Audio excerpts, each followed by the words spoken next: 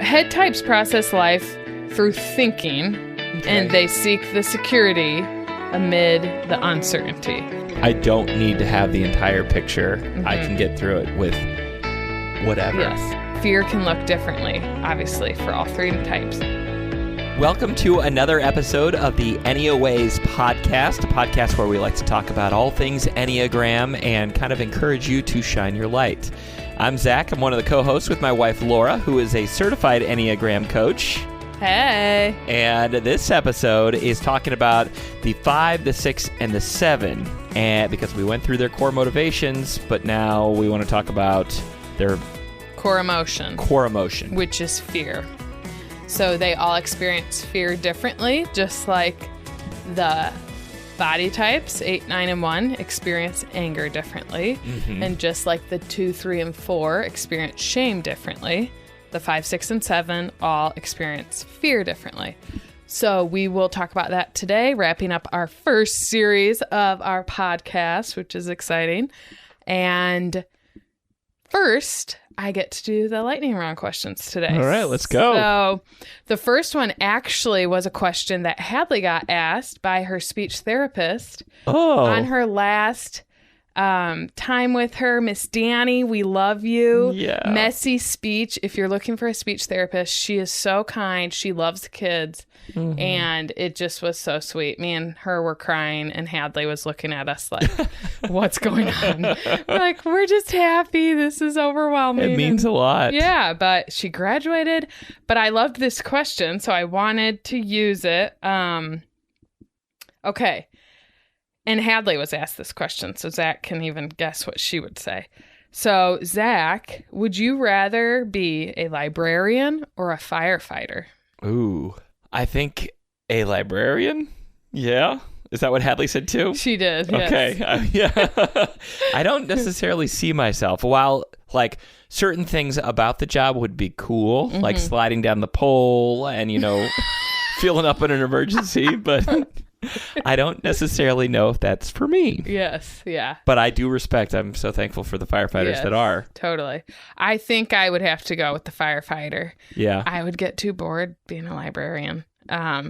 And since I'm a nurse, we respond to emergencies. Not all the time, but every now and then. So you're good with critical care. I can handle maybe some emergency, but not like I give firefighters mad credit. And very thankful for them. I don't want to be a firefighter. Right. But if I had to choose between the two. Okay. So that one was for Miss Danny. We love you, Miss Danny. Okay. If you had to choose between a drive-in movie or spending the evening go-karting, which would you choose? Drive-in movie. Hands down, because I love the feeling that you get when you get there, you get your car parked, you might go get some concessions and stuff, but then you also every vehicle that you go to watch a drive-in movie is different. Like some, you want to watch from the back of the bed of the truck. Remember when we did my dad's pickup truck? Yeah, it was awesome. We was were amazing. making out back there. Yeah, I know. I don't even know what movie it was. We were still really dating, either. guys. We weren't married yet. Yeah, but also now with the kids, it's like we take our vehicle there. We open up the back of the Highlander and kind of just would let the kids sleep. Run around. You could run around. We took Jonah to his first drive-in movie when he was like a month or two. Yeah, super young. I don't even remember what we saw again. Me neither. But it's a fun bucket list summer item. Yes, you're right. You've kind of changed my answer. Really? You were going to say go-karting. I was, because I like to race and compete. Oh yeah, you're competitive. And have fun. It sounds like, ooh. But, after a few laps, I feel like I'd be like, I'm done. So I'm actually switching my answer because of the nostalgia factor and the memories to drive the movie. So thank you, Zach. Okay, this is a hard question. I don't know my answer yet, so we'll see if you know yours. What is your biggest fear? Oh my gosh. I think my biggest fear is running out of resources. Okay. Not being able to care for my family the way that I want to. And I'm big on contentment, and we have everything that we need plus some, but I think not having the basic necessities is a huge fear for me. And I don't know where that comes from, because we've got support groups. We've got people all around us that I know in a heartbeat, if we needed someplace to stay, we would have it. Right. But Maybe do you think it's like partly the stereotype where the man's supposed to care for the family type thing? Maybe, but I feel like I've always been like that. Like being afraid even of when I graduated from college, like losing my job and then not being able to live, So a little, I don't know. Worry. Yeah, worry. Types. And I always the 9, let's just do a little Enneagram plug. The 9 goes to the 6. Right. And the 3. Those are the 2 resource points, which is going to be a series we do in the future. But it's almost you're peaceful, at your core. But then when you start worrying about things, I feel like you're kind of going to that 6 a little bit and trying to think of backup plans and whatnot, which is not, it's not all bad, because then you're thinking through things. But sometimes it can get a little irrational. Yeah. Yeah. You have to bring him back. Reel it in. I have to bring him back sometimes. And now I got to ask you, yes. What is the thing that you're most afraid of? Well, I could answer it 2 ways. I think ultimately in life, the thought of anything happening to my children would be my biggest fear. I think any parent probably can feel that. Yeah. Because I just don't think I could go on. So that I would say is my biggest fear. But also, I'll answer it like a type 7. And we just talked about my type last week, where I even opened up and cried. So if you haven't listened to that one and you want to hear me cry, go for it. I even let Zach keep it in there. So good for me. I would say feeling like trapped or confined. So if it's something I don't want to be doing and I'm like stuck there, it feels suffocating to me. Okay. I'm glad that you elaborated on that, because when you said trapped or confined, I was thinking, wait, like claustrophobia or more like I'm stuck in this party and I know nobody. I can't get out. It's not that I know nobody, because I can certainly meet people. That's not a problem for me, but it's more like I'm feeling controlled by something else.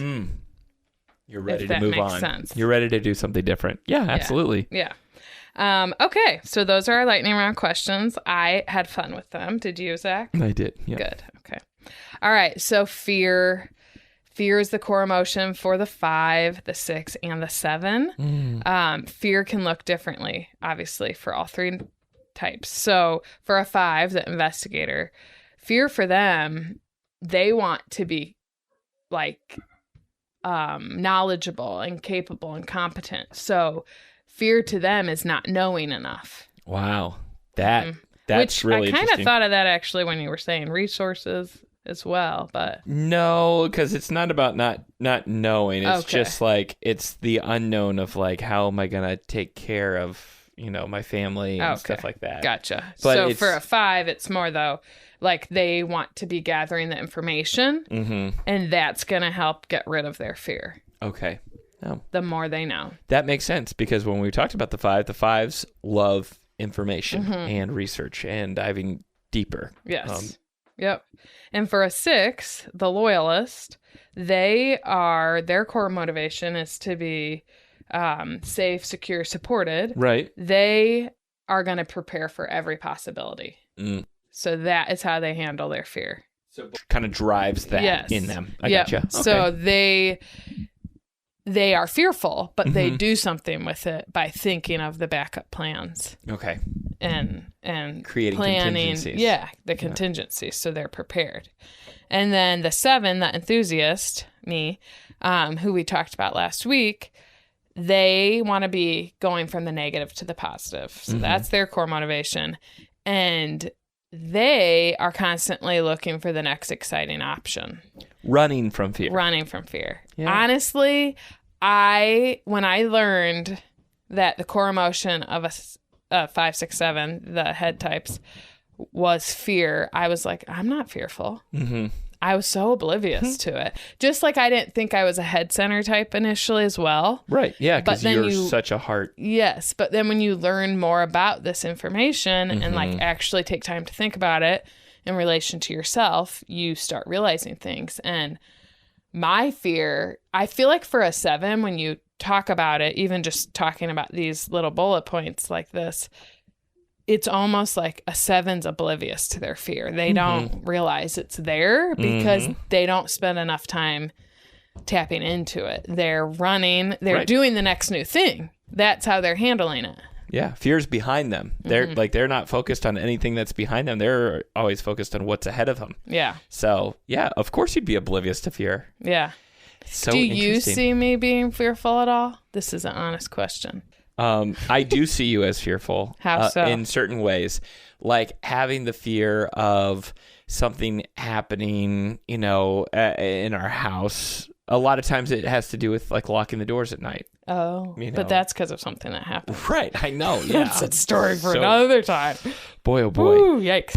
But at the same time, it's like the fear of that or leaving the kids alone, for a long time. Now I think of 9 and 11 and I'm like, or even back when they were younger and I'd run into the grocery store just for a little bit. And they were well over the age of You're right. I was like, don't leave them in their car seats. They're out of diapers though. And they were in the car. I know, but it could get hot. I almost feel like people are going to come at you saying that you think it's okay. Just to run into the grocery store? Yeah. I'm totally fine. I'm totally fine with that. Come at me. Okay. See, I didn't realize these things, but you're right. You do have certain fears of things that you may not even realize are fears. Yeah. Like, okay, here's another one. I'm like, oh, he's piling it on me. Let me have a sip of my drink here. But I think that one of the things that you're afraid of is of somebody else making the plans. Yes, that I totally relate to. You like control over the calendar. You like to know what's going on, so much so that before I say yes to anything else, I have to clear it with you.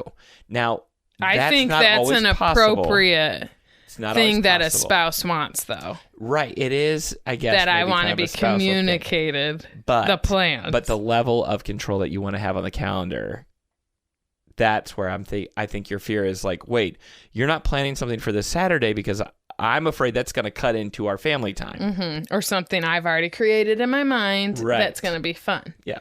Now, I will play devil's advocate here a little and stick up for myself. I did ask you where you see fear, so this was my own doing. Yeah. But I am the planner of the two of us. Absolutely. If, you have said that to me before, like, thank you for planning these things for the kids and for us and all that. So I know that you value that about me, but I need to be more flexible with the calendar, probably. Right. Yeah. Is what you're saying. Yeah, flexibility. And it's the fear is, like the control. I don't know what's going to happen. So is it going to be stimulated enough for me? So anyways, okay, that's a little insight into me. But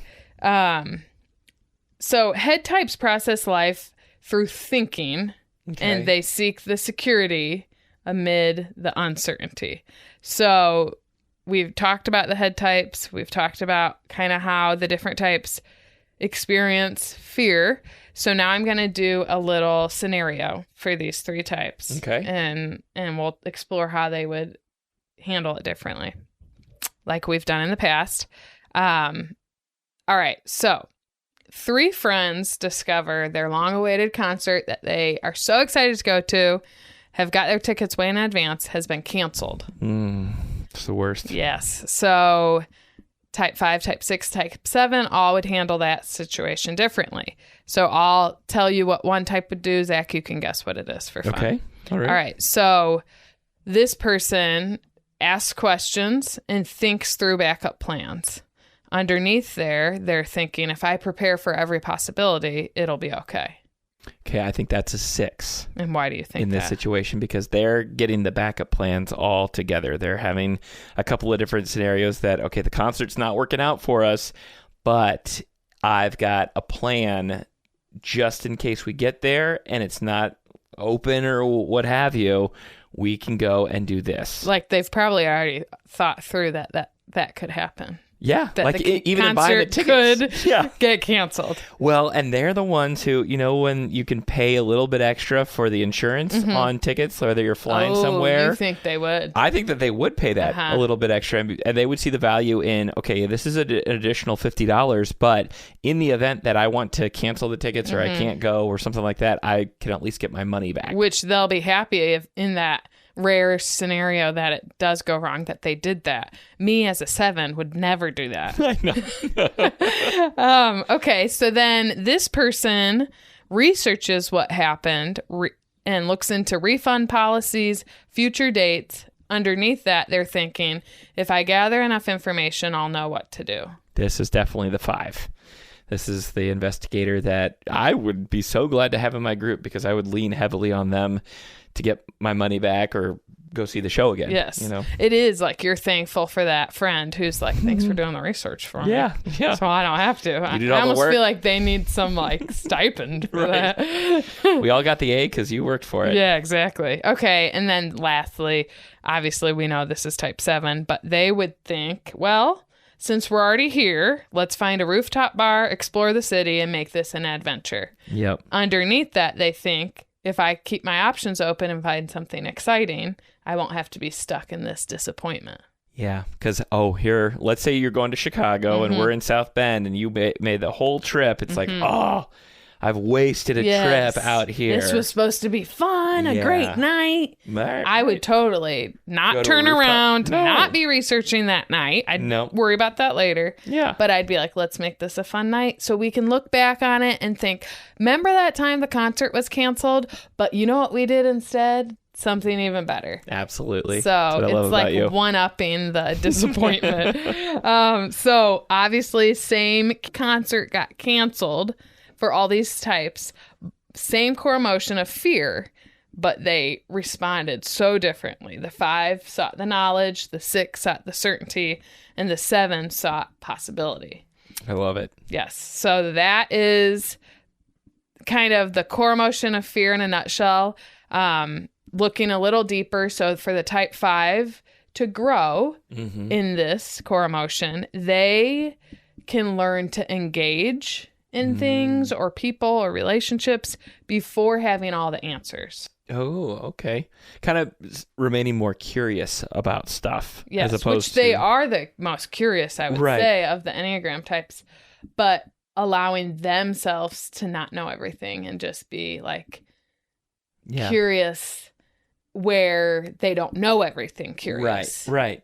You know what I mean? Yeah. And they can still seek that safety through knowledge, but to also know, like, I can move forward even if I don't know everything. Mm-hmm. And I'll get through this situation. Yep. I don't need to have the entire picture. I can get through it with whatever. Yes. Yeah. And I'm capable. I am competent. Kind of just reminding yourself, like, I've been through this before, and I've been through scenarios where I didn't know everything and it worked out okay. Actually, even better than I thought. Yeah. And, this is me, my 7 spin. No. Always.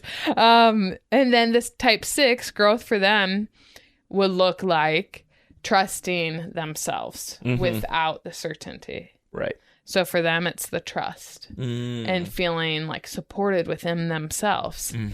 And they're going to feel safe through the preparation. They are. Right. But at a certain point, you can't prepare for everything. No. I mean, things change every single day. It's the only thing that's constant. So I would say being able to dig deeper into that, to just know that if things can go wrong, they will. And I just may not have a plan for it. Yep. Yeah. Exactly. And to trust yourself and say, I can do this. Yeah. I am safe and supported within myself and to handle the fear. And then for the type 7, growth for them looks like staying present with discomfort and discovering that joy doesn't always require an escape. And that it's still going to be there waiting for them, even if it's a hard situation. I don't have to run through it. Right. Because for them, they seek safety through the possibilities. Like, I'm not going to get stuck. Right. I'm going to pivot and make a different, fun, exciting plan. Mm-hmm. But to be able to stay present with the discomfort, and even saying that sentence makes me feel discomfort. Right. I'm like, ooh, why would I want to do that? Yeah. But there is a reason for it. But like how you thought you were a heart center with that, you know, and relating, the other people in the group may not want to go to that rooftop bar instantly and think, okay, we're going to do something fun. They might still be disappointed. They might be disappointed, worried about, you know, the fact that they're going to still get back late. Maybe that was already a worry in their mind. So for you to sit in the moment with them and also kind of mourn the possibility of not being able to go to a really exciting concert that you were all looking forward to, and just be like, you know what? Yeah, this is a bummer. I would feel so sad, though, if we just like turned around. No, I know. And went back home. I know. I could see that. Yeah. But you never know the group that you're in, too. I know. Because You're right. any other number would also have a different kind of take on it. Take on that. Yes. Which is, see, this is good for me to realize, you know, it doesn't always have to be fun. Mm-hmm. So really the final takeaway for this episode is the goal isn't to eliminate fear. Just like we said for the 8, 9, and 1, anger's not going to suddenly disappear. It's learning how to respond to it appropriately. Absolutely. And same with shame. Shame for a 2, 3, and 4 isn't going to go away completely. But it's understanding that it's there beneath and how you're going to approach it and handle it. So for the 5, 6, and 7 with fear, they don't have to rely solely on information, preparation, and endless possibilities to keep them safe. They need to realize that fear is there beneath them, driving them.